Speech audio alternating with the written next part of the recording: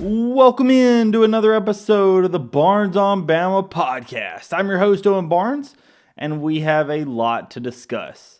First things first, want to thank everyone for subscribing here recently. We've hit 300 subscribers over on YouTube. If you are not currently subscribed to the channel, please do so. We're on the road to 1,000. Obviously, this is a great, huge milestone, but like I said, we're looking for bigger and better things. If you've enjoyed the collaborations that I've had coming on this summer, we will have some more coming up. This is not going to be one of those. You've just got me for today. We've got some news that we're going to discuss, but just a heads up, we will have some more collaborations here coming up soon. If you have appreciated those, throw them down in the comments. Let me know if there's anybody else that you would be interested in me interviewing. As always, the show is brought to you by the Believe Network. So if you hear any ads over on the Apple or Spotify, anything you do appreciate, with helping out those sponsors does help out the show. So I do appreciate that. But let's get right into the news for Alabama athletics. First things first is Alabama softball and baseball are both under full swing with postseason play. Alabama softball has advanced to the super regionals. Patrick Murphy has kind of made it a legend of getting out of the regionals. For the longest time, he had not lost a single game in regionals. This is another one of those which he doesn't lose a game. They're on to play Oklahoma as the 15 seed. Oklahoma hosting is the 2 seed. Winner makes it to the Women's College World Series in Oklahoma City. With Oklahoma, actually, Texas A&M lost, which was the number 1 overall seed. So Oklahoma now is the official highest seed in this tournament. Alabama has already played Oklahoma in Norman once this season for a 3-game series.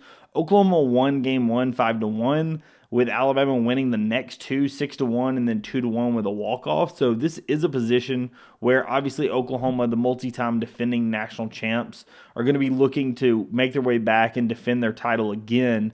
But Alabama has shown the ability to beat Oklahoma in Norman this season, so very curious to see how the girls are able to do. Obviously, backs against the wall against the multi-time defending champs. Oklahoma, just an elite softball program now, probably the favorites to win it all. Was one of the favorites coming into this, but with the number 1 seed knocked out in A&M to Liberty, Oklahoma is now the highest ranked team left in this bracket and left in this tournament. So I would expect them to be obviously the favorites to win it all now.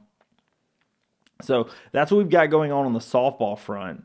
On the baseball front, the baseball team's about to get underway, and as of the time of this recording, if you're listening to this as soon as it drops, Alabama baseball will be playing Missouri at 9:30 Central Time in Hoover. That is the first round of the SEC baseball tournament. This season, the SEC baseball tournament is going to operate much in the same way that the basketball tournament did. With Alabama being the 9 seed, they have to play every day. Obviously, the more wins, the better in terms of hosting when we come to regionals. Alabama's right on that line of potentially being able to host or not being able to host. 1 win is you absolutely have to have because you can't lose to Missouri. 2 wins would be phenomenal because that would also include a win over Tennessee. I'll have the bracket up here. I'm not expecting Alabama to win the tournament. Obviously, it would be great if they could. But coming from the first day, having to play on Tuesday all the way through to Sunday, is just not realistic, honestly. So I would expect that Alabama, if we can get a win or 2 under our belts, then that goes a long way into be able to host a regional here in Tuscaloosa. So that is something that we need to be on the lookout for because depending upon how well Alabama baseball does, they could be in line to host a regional with an absolutely incredible non-conference record, a solid SEC record at over 500 with as strong as the SEC has been this season, a really good RPI, and over 40 wins this season so far. So really like what we're seeing on both diamonds, whether it be baseball or softball, but just want to give you guys a heads up as to what's happening over there before we move over into some of the basketball news that I do want to discuss.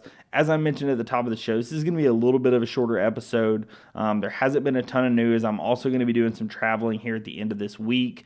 If there is some news that pops up in the next couple of days, I will record one that can go out before the weekend. If not, it may be a couple of days before the beginning of next week before I have time to record again. So, want to move over to the basketball news. There is some news to discuss. There's been quite a few things that have happened with Nate Oats being interviewed at the Regents Traditions, as well as one of our players officially declared that he's not going to be coming back. And, just a few other things that I think need to be discussed. First things first, the guy who I'm talking about declaring is LeBaron Philon. If you follow the channel, if you follow SEC basketball, if you follow Alabama basketball, you know that LeBaron Philon declared for the NBA draft earlier this offseason and left open the possibility of return. The way that he worded his announcement, it did not seem like he had left open the possibility of return, but then you started hearing some things coming out of, no, he may be able to return. We'll see. There were some comments coming out from his camp of, he wants to be a top 20 pick, so we'll see what happens. LeBaron Philon officially shuts down the I'm not going to return, I'm going to be staying in the NBA draft, and that's something that I think Nate Oats and staff have been prepared for. I will say, when you look at something like this, I'm very proud for LeBaron. I'm very happy that he's going to be able to do this. From a building a roster standpoint, the fact that he did leave that ability to return open potentially did hurt us a little bit when you're talking about other guards.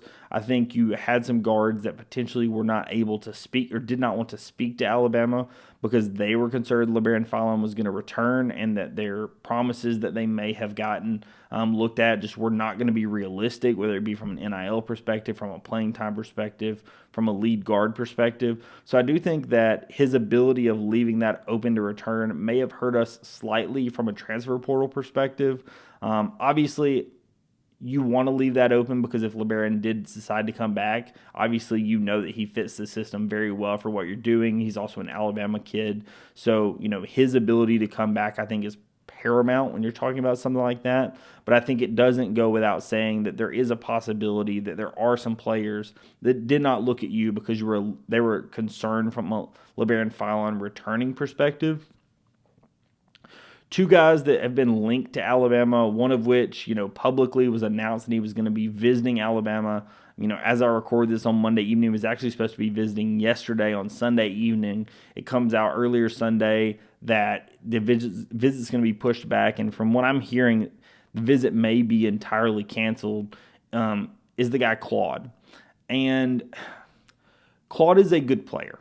I'm not going to say that Claude's a bad player. I think that Claude would have been a good fit for Alabama. He mimics Mark Sears in the way he looks, much in the way he played the last season at USC. He 18 points a game. Not a good three-point shooter. That's what a lot of people are going to point to, that he's just not a great three-point shooter. But, that's not what we would have been asking him to do. I think that, and we'll talk about this a little later, but Nate Oats knows the amount of shooting that we have currently on this team. When you're talking about a Biz, a Trelly, Bethea, TBB, multiple stretch fives, you really have great shooting on this team. So if you have a creating wing, whether it be Claude or whether it be Jones that we'll talk about here in a second, you really have that ability to be able to not need to have every single guy on the floor be just an elite three-point shooter, right? When we've looked at some of the teams here recently, right, even last season's team, Cliff obviously was not a guy who attempted any threes. Mohamed Diabate was not really a three-point threat. He obviously made a couple throughout the season and ended up having a decent percentage, but for huge percentages of the season was not really a three-point threat. Darian Reed was not really much of a threat when he was on the floor. Jaren Stevenson at the beginning of the season was not a threat. Toward the end, he obviously did come into his own. But, there have been plenty of teams where at a minimum the center position with Chuck and then with Cliff were not three-point threats. But what you're going to have this next season when you're dealing with guys like Aiden Sherrill and Noah Williamson at the 4 or at the 5, and then you have TBB at the 4, you really have guys that can stretch the floor. You have guys that have that ability to make threes at a high clip. You have a guy like Bristow that's, again, able to make threes. And what you're going to have is you're going to have the floor spread much better than you have had in years past. Whether you're talking about a London Jemison, whether you're talking about an Amari Allen, whether you're talking about any of the guys on the team, right? Whether they be freshmen, returners, transfers, everyone can shoot, right? The only guy on the team that I would consider not the best three-point shooter.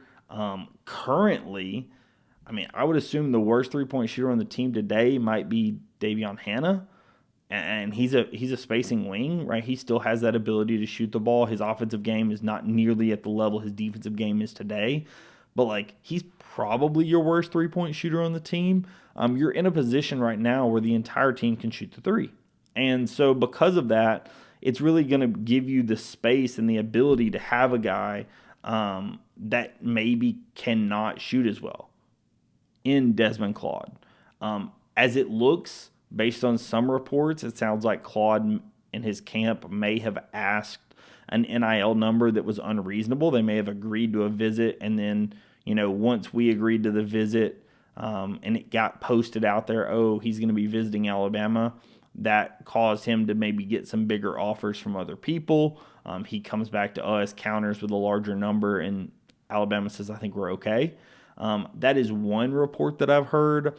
I don't know if that's true. I think it, is in line with some of the things that we have heard. Claude has visited a few places without committing, so this being a bit of an NIL play is a possibility. But that is one guy that's been linked to Alabama. Another guy that, if you followed a lot of circles that has also been linked to Alabama, quite a few people have already put out that they expect Alabama to be the one to sign him, is Keontae Jones. Keontae Jones, formerly of Cal State Northridge, this last season, played a couple of years in the junior college ranks, so has another season left because of that.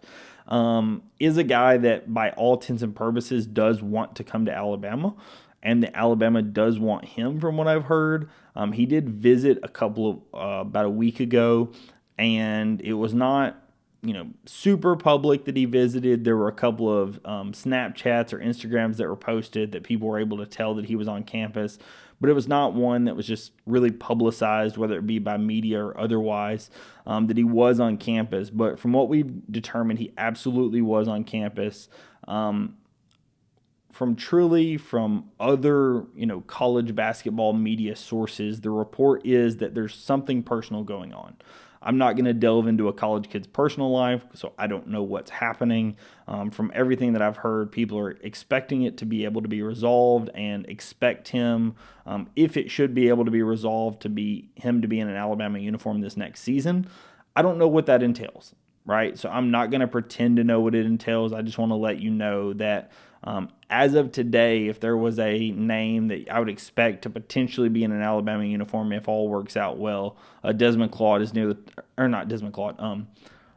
Jones is near the top of that list, because I think that his ability of being a playmaking wing, his ability to facilitate, his assist rate's just absolutely incredible. As a defender, he has some of the best stocks in the country from a steals and blocks perspective. I think that obviously playing in a system in Cal State Northridge where they played very fast, obviously different than Alabama, but coming from a system where you play very fast, I think the transition would be solid for him. I think he has an ability to be a decent three-point shooter, but that isn't what we would need him to do. He also attacks the rim really well. He's a playmaking wing. He gives us what we would need, and I think he's an immediate starter at the three if you can get him, right?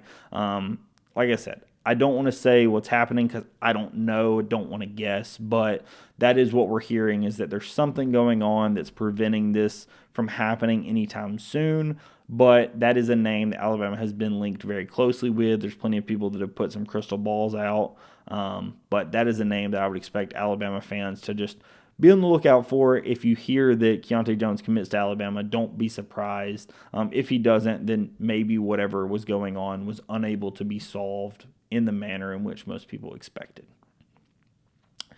Now we're going to move over to what Nate Oats was said. Nate Oats was questioned by the Next Round guys at the Regents Traditions last week.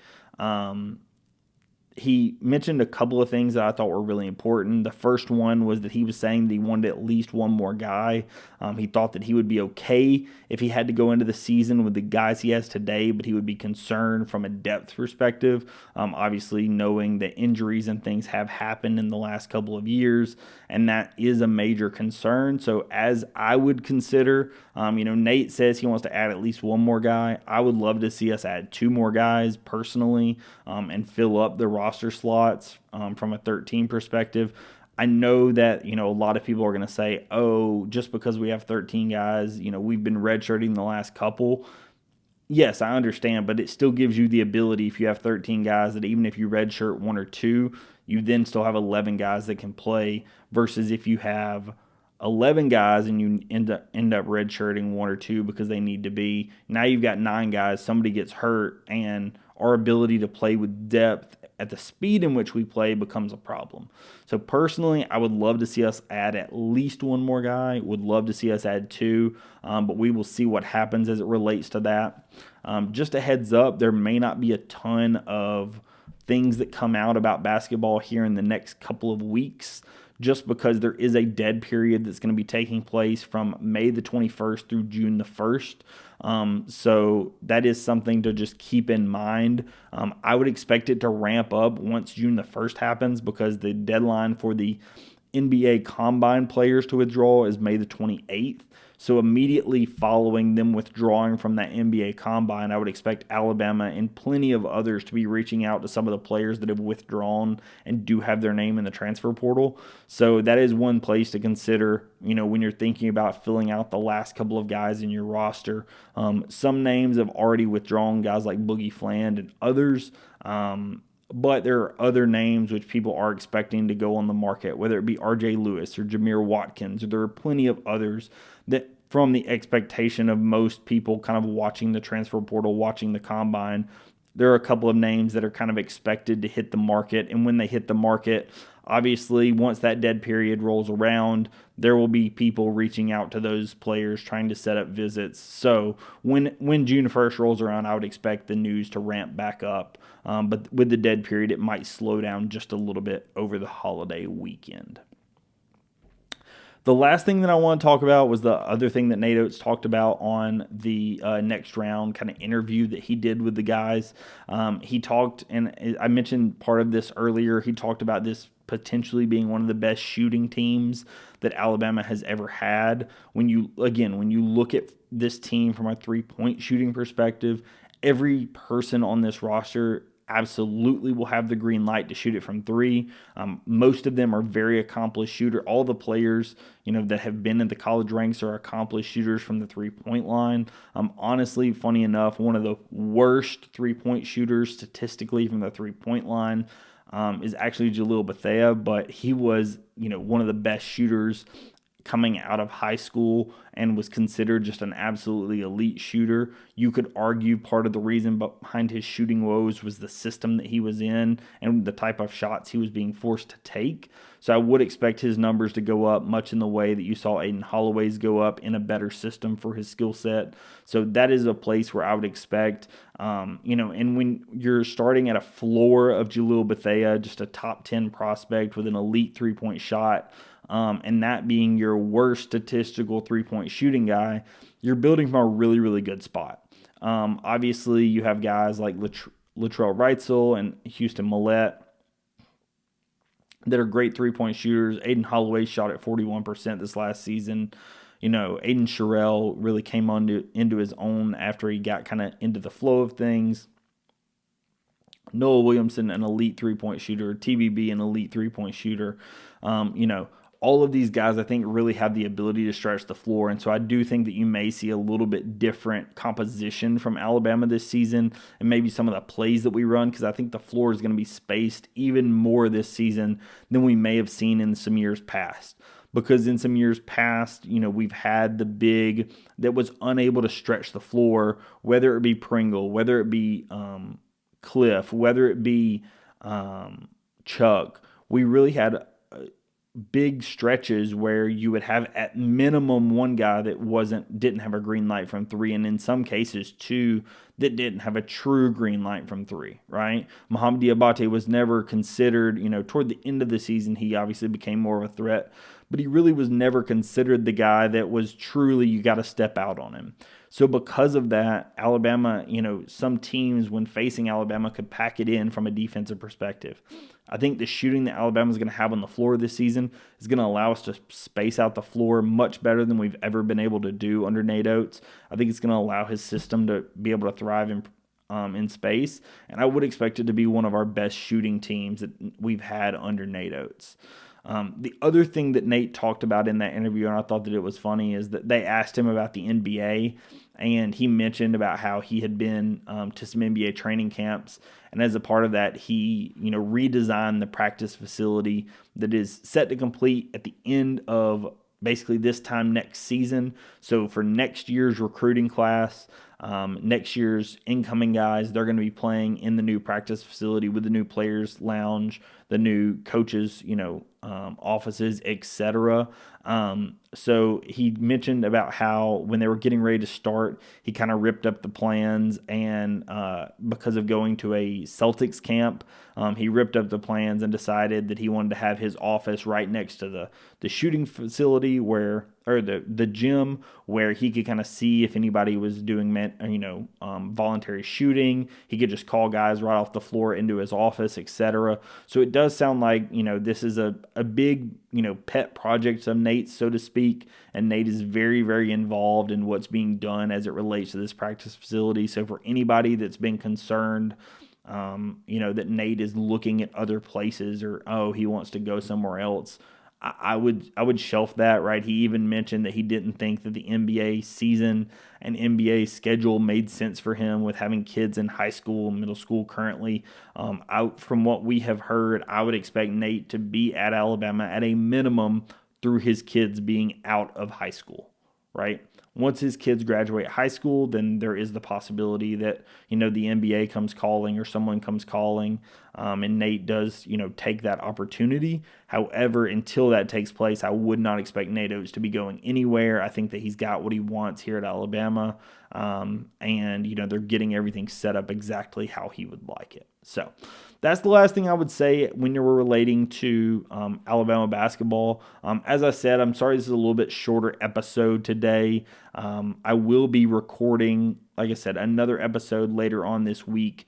If there is some news that pops up, I know there's plenty of people here on the channel that may be interested in some football news, and I do promise I will have some of that out. Actually, two of the guests that I have lined up for later on in the summer do focus much more on football, so we will be diving some more into the roster, into the quarterback competition, into some of the other depth position competitions that may be going on, expectations for the offense and defense for this upcoming football season. So please stay in touch. If you're interested in something like that, subscribe to the channel, put your notifications on, whether it be on YouTube, Spotify, Apple, anywhere that you can rate, comment, subscribe. I really would appreciate it. It does help out the channel.